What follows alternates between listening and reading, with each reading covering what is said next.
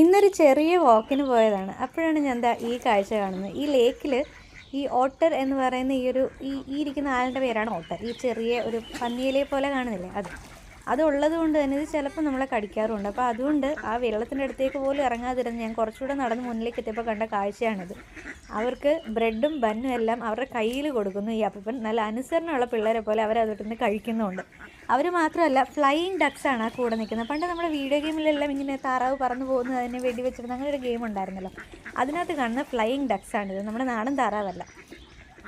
ഇത് ഞങ്ങളുടെ വീടിൻ്റെ അടുത്തുള്ള ഒരു ഫോറസ്റ്റാണ്. അതിൻ്റെ അടുത്ത് തന്നെ അവർ ഉണ്ടാക്കിയിട്ടുള്ള ഒരു ലേക്കുമാണ്. അങ്ങനെ ഒരു ഷോർട്ട് കട്ട് കണ്ടിട്ട് ആ ഷോർട്ട് കട്ടിൽ കൂടെ എന്നാൽ നടക്കാം എന്ന് കരുതി ഞാൻ അവിടെ ഉള്ളിലേക്ക് കയറി. ഇത് കാട് തന്നെയാണ്, പ്രൊട്ടക്റ്റഡ് ഏരിയ ആണ്, യൂറോപ്യൻ യൂണിയൻ്റെ പ്രൊട്ടക്റ്റഡ് ഫോറസ്റ്റിൽ വരുന്ന ഒരു ഏരിയ ആണിത്.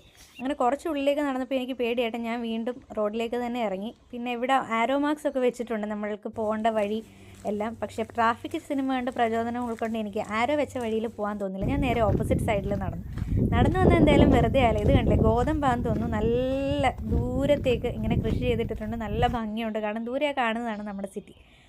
വീണ്ടും ഞാനിങ്ങനെ തിരിച്ച് നടന്നു വരുന്ന വഴിക്ക് ഒരു കുഞ്ഞൻ അതിഥിയും കൂടെ കണ്ടിട്ടുണ്ട്. ആദ്യമായിട്ടാണ് ഞാൻ ചെക്ക് റിപ്പബ്ലിക്കിൽ വന്നിട്ട് ഒരു പാമ്പും കുഞ്ഞിനെ കാണുന്നത്. എന്ത് പാമ്പാണെന്നോ ഒന്നും എനിക്കറിയില്ല.